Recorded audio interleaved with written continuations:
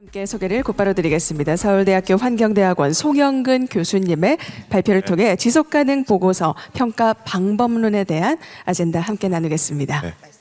여러분 박수로 환영해 주시기 바랍니다. 네, 안녕하십니까. 서울대학교 송영근입니다. 오늘 이렇게 영광스러운 또 자리에 저희 스피커로 불러주셔서 감사드리고요. 시간 관계상 저의 발표는 이걸로 가름할까요? 이거 나눠드렸는데 오늘 사실은 의뢰받은 제목은 리프 의사결정 사례와 지속가능 경영 보고서 평가 이거였는데 실제로 저희가 어떤 생각을 했냐면은 이제 예를 들어 저희가 달을 가리키지 않습니까?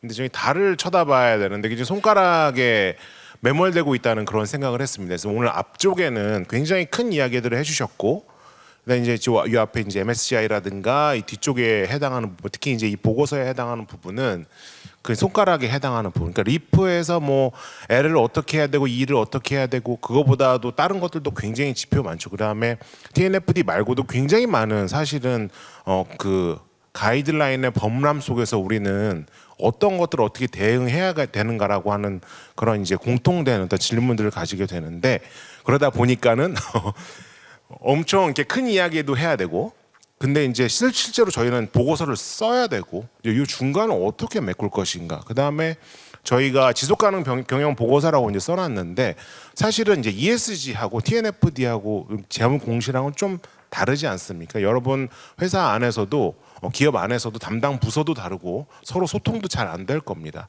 그 다음에 여러 그룹 계열사에서는 각각 나름대로 여러 가지 활동들을 막 하고 있단 말이죠. 근데 이런 것들을 뭔가 다 아울러지는, 그러니까 TNFD 자연 공시 쪽에서는 아직 준비가 잘 안 돼 있거나 이제 막 발걸음을 떼고 있는 것이고 결국에는 그 끝단에는 ESG 부서에서 하는 그 활동이지 않을까라고 하는 그런 부분들이 이제 남아 있는 것이죠. 그래서 저희는 그 사이를 어떻게 메꾸고자 해서 이런 보고서를 만들었습니다. 그래서 작년과 올해 보고서를 만들었고요. 일단은 제가 어떤 사람이길래 이런 갑자기 묻지마 평가를 했는가. 네. 제 소개에 있는데 서울대학교 환경대학원에 있고 저는 이제 생물 다양성에는 굉장히 사실은 다양한 전문가들께서 계십니다. 저기 보시면 뭐 그 환경 설계라든가 그다음에 조경이라든가 그다음에 도시라든가 이런 것들이 있습니다. 그래서 우리가 예를 들면 어떤 예시가 있을까요? 우리가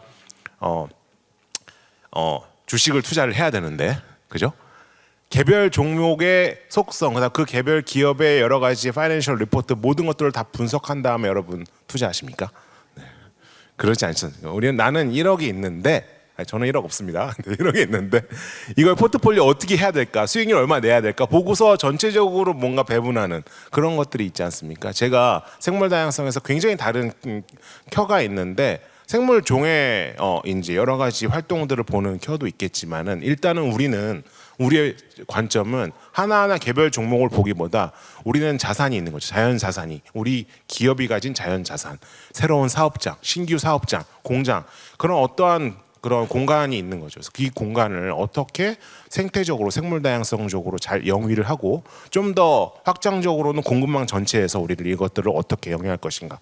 이게 아다르고 어떤 좀 바라보는 시각이 다릅니다. 그래서 저는 그런 관점에서 실제로 이제 계획을 하고 설계를 하고 매니지먼트를 하고 전략 계획을 세우는 쪽에 특화되어 있는 그런 전문 분야라고 보시면 되겠습니다. 그 다음에 제가 시간 관계상 막 스킵을 하겠습니다. 이 페이지를 놓고서 이제 이야기를 해야 되는데 사실은 저도 많은 기업분들을 이제 만났습니다. 근데 크게 한 세 부류로 나눠지는 것 같습니다. 아마 오늘 여기 오신 분들 중에서도 관련이 있으신 분들 있으실 것 같은데 첫 번째, 이게 우리한테 정말 중요한 이슈인가요? 저 이런 경우 굉장히 많았습니다. 저 불러주셔가지고 갔는데 일단 저를 한번 설득시켜 봐주시죠. 그래서 우리 회사에서 뭘 해야 됩니까? 이렇게 돼서 좀 여러 설명을 막 드렸거든요. 앞에도 설명 많이 들으셨잖아요.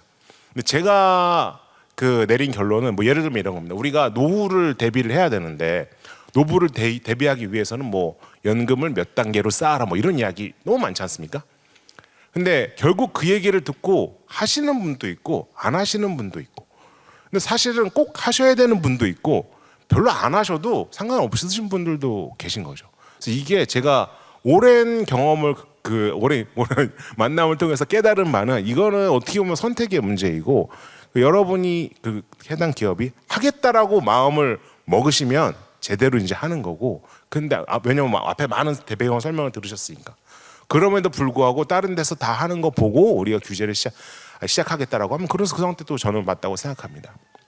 예를 들어 가지고 오른쪽에 이런 것도 많이 우리 자체적으로 좀 해봤는데 리스크 없어요 이렇게 말씀하시는 분들 많이 계신데 2024년도에 그 사이언스 어드밴스라고 굉장히 높은 저널에서 발표한 자료가 있습니다. 전 세계를 5km 격자로 쪼갠 다음에 생물 다양성 자료가 축적이 많이 되어 있는 곳들에 대한 퍼센테이지를 갖다가 산출했습니다. 5km 격자면 굉장히 큰 겁니다. 여러분 사업장 하나가 5km 넘게 있는 적이 없지 않습니까?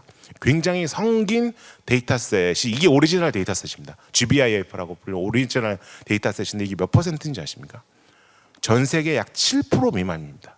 그러니까는 우리가 생물 다양성에 대해서 모두 다 알고 있다라고 하지만 그 위에 일어나는 굉장히 많은 의사 결정들이 실제로는 굉장히 왜냐하면 이게 어쩔 수가 없습니다. 왜냐하면 생물종 여러분 다 아시겠죠. 사이트 스페시픽한 것들 때문에 속성이 그렇습니다.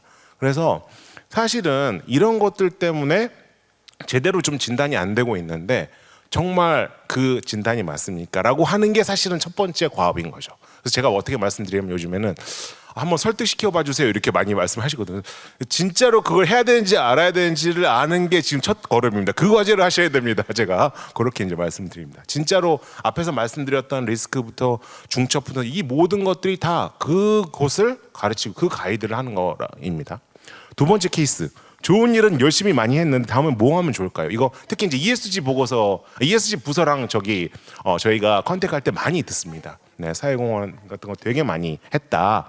그래서 교수님 앞에 얘기 다 됐고요. 당장 내년에 뭐 하면 되겠느냐고요. 그래서 저희가 아이템도 드립니다. 여기 저기 관련된 분도 오셨는데 저희가 생물 다양성 설계, 계획, 부지 바꾸는 거 정량 다 하거든요. 근데 그게 진짜로 저 달인가?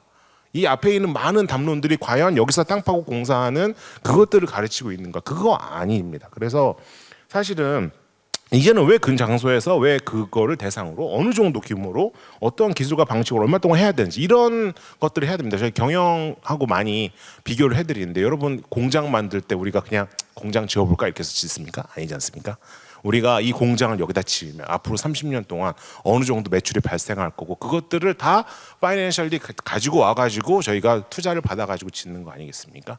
자연도 사실은 활동이 아니라 제 타이틀이 자연 활동에서 자연 경영으로 들어갔는데 이게 전략과 경영의 레벨로 들어오려고 하면은 이런 과정이 필수적입니다. 예. 그래서 일단은 하는 여러 가지 활동들에 대한 그랜드 디자인을 해야 된다는 내용이 송영근의 주장이 아니라 앞에 있는 TNFD의 굉장히 많은 가이드라인, 그 다음에 우리가 알고 있는 CSRD, ESS 많은 가이드라인들이 다 그것들을 이야기하고 있습니다. 네. 세 번째 파트. 측정 기준, 표준 체계가 나오면 그때부터 제대로 할 수 있지 않을까. 이거 정말 많이 듣습니다. 아직도 글로벌리 표준된 게 없어가지고 제 생각에는 글로벌 표준 나와도 안 하실 것 같은. 왜냐하면은 이게 역사가 있습니다. 앞에서도 말씀 많이 해주셨는데 생물 다양성 오프셋, 생물 다양성 상세 그러니까 우리가 이 전혀 다른 키워드입니다. 우리가 막 개발을 하는데 막 개발 여기는 우리는 회사는 개발 안 해요 이렇게 말씀하시면 안 되고 이게 전혀 다른 키워드. 막 개발을 하는데 자연하고 그럼 흑백 논리냐 그거 아닙니다. 그래서 이것을 조화시킬 수 있는 메커니즘이 전 세계에 굉장히 많이 있습니다. 그래서 1970년대 뭐 미국도 있고 호주, 우리나라도 있고 그 다음에부터 시작해서 영국도 있고 유럽도 다 있습니다. 각 나라마다 다 있고요. 이것들을 저희는 생물 다양성 오프셋이라고 불리고 이게 2018년도에 네이처에 나온 논문인데 2018년도면은 굉장히 옛날입니다. 그때 벌써 전 세계적으로 한 100개국에서 12,000개 정도 이미 시행이 됐습니다. 이 면적으로 따지면 남한 면적을 넘어갑니다. 그러니까 무슨 말씀을 드리고 싶은 거냐면은 우리는 전혀 새로운 세상이 와가지고 자연에 대해서 뭔가 평가를 하고 자연에 대해 잘 관리를 했을 때 얼마만큼 이득이 있고 이게 어느 정도 어떤 마이너스를 상쇄시키는가 굉장히 뭔가 생태학 분야에서 전혀 이야기가 안 되고 딱 뚝 떨어지는 것처럼 이야기를 하지만 심지어 학술적으로도 정립이 되어 있고 이게 제도적으로도 각 나라에 다 이미 있는 거죠. 다른 형태로 있습니다. 우리나라도 다른 형태로 있는 거죠. 근데 이것들을 글로벌 표준이 없다라고 하는 거는 글로벌 가이드라인은 위에서부터 맞춰가지고 이렇게 내리는 겁니다. 굉장히 브로드하죠 오늘 가이드라인들이. 그래서 이런 것들이 결국에는 어디로 갈 것인가는 이미 다 정해져 있다. 그런데 공통된 용어, 공통된 개념, 그리고 얘 추가성을 어디까지 정의를 하는가, 뭐 이런 굉장히 디테일한 부분에서 지금 조정이 이루어지고 있는 것이지 글로벌 표준이 없는 게 아닙니다. 그래서 제가 말씀을 드리는 거는 표준 기다리기보다 검증된 프레임 일단 하시면 됩니다. 이렇게 이제 말씀을 드리고요. 크게 이제 요 세 가지 케이스가 가장 많이 있는 것 같습니다. 네, 거의 제가 발표를 다 했습니다. 여기까지. 그래서 저희가 그 평가 기업 선정을 해가지고 했고 여기 다 보고서에 있는 내용입니다. 저희가 그 빨간 펜 들고서 잘하는지 못하는지 체크하려고 한 거 아닙니다. 저희가 어떻게 생각했냐면은 사실은 이 평가는 결국 어떤 항목에서 우리가 이제 수능을 봐야 되는데, 그죠? S대를 가고 싶은데 점수가 있지 않습니까? 그러면 어느 과목을 얼마만큼 올려야 되는지를 일단 알아야 되는데 그냥 너 S대 가야 돼, S대 이렇게 하면 모르지 않습니까? 그래서 일종의 그런 겁니다. 그래서 우리는 채점을 하고 너의 그 당신의 현재 위치를 알려주고 그렇게 한 거 절대 아니고요. 이런 가이드로 따라가다 보면은 그래도 전 세계에 지금 범람하고 있는 여러 가지 평가 틀에 대해서 공통적으로 대응할 수 있다. 여러분 읽어보신 분들은 아시겠지만 TNFD에 대한 내용이 전혀 다른 데서 없는 내용입니까? 거기에 레퍼런스 다 달려 있습니다. 그래서 아까 말씀드린 이미 우리가 가지고 있는 그런 틀 안에서 공통분모가 있기 때문에 그런 공통분모들을 찾아보는 과정을 자연환경보건진흥원과 저희 연구실에서 오랫동안 수행했습니다. 그래서 하얀 책은 작년 버전이고요. 그다음에 요거는 8개 지표로만 저희가 한 거고 거기다가 올해 같은 경우에는 32개 지표로 해가지고 저희가 했습니다. 또 서울대에서 지표냐? 저희 서울대 지표 안 따르셔도 됩니다. 근데 이거 따라 하시면 그래도 다양한 곳에 공통적으로 특히 ESG에서 자연재해로 꼭 다음에 자연재해를 처음 시작하실 때 그래도 진입 뭉텅을 굉장히 낮췄다 이렇게 보시면 될 것 같습니다. 그래서 그 다음에 저희가 그 앞에서 이제 MSCI 많이 해주셨는데 저희가 그 지표 체계라고 그래야 되나요? 거기에 가중치 들어가는 것들도 많이 또 참고를 또 했고요. 그래서 구체적인 건 다 넘어가겠습니다. 다 넘어가고 제가 지표만 좀 설명을 드리고 마치도록 그렇게 하겠습니다.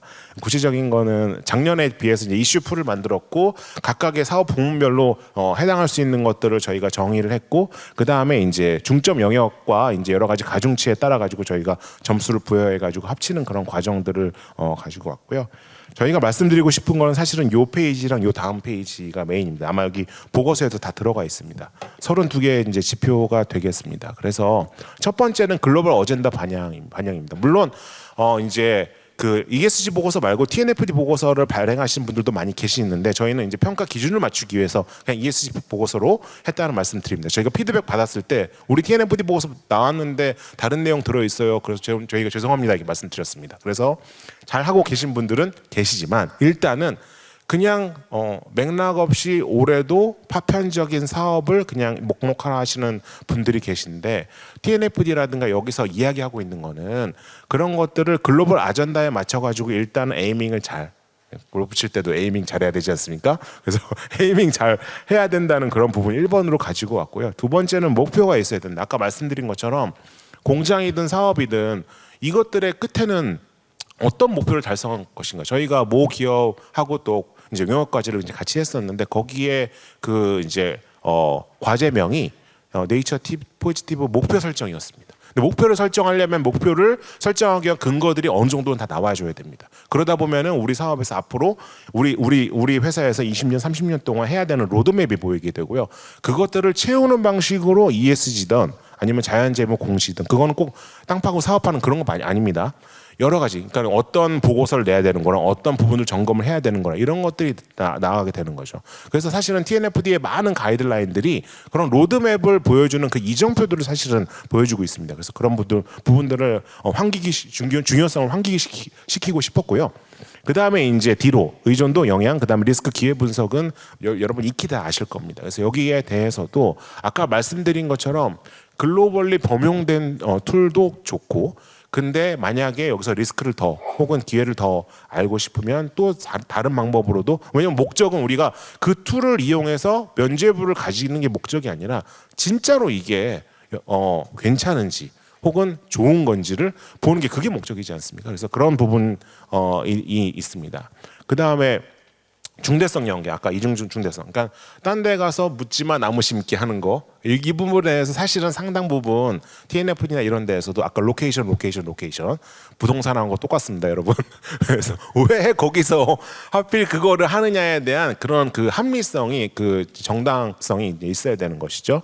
그다음 문제 해결은 기술도 요건 조금 애매한 부분인데 상당한 많은 기업들이 자사의 홍보 수단으로서 사실은 이런 것들을 바라보고 계십니다. 그러다 보니까는 자사의 기술이 있는데 예를 들면은 우리의 수질 정화 기술을 활용해서 우리의 어떤 뭐 그런 네, 벌써 시간이 다 됐네요. 네. 그걸 활용해서 하겠다라고 하는 부분들도 굉장히 중요한 부분이라고 생각이 됩니다. 거버넌스 인증 검증 체계 우리나라에서도 굉장히 많이 또 준비하고 계시고 환경부에서도 오늘 기후부에서도 오늘 나와 주셨는데 그런 것들 안팎으로 국내 말고 왜냐하면 사업장이 글로벌리 있으니까 그런 것들에 대한 것들도 같이 엮어서 채워 가시면은 굉장히 알찬 그런 생물 다양성 자연 관련된 활동이 되지 않을까 하면서 오늘 발표를 마치겠습니다. 이상입니다.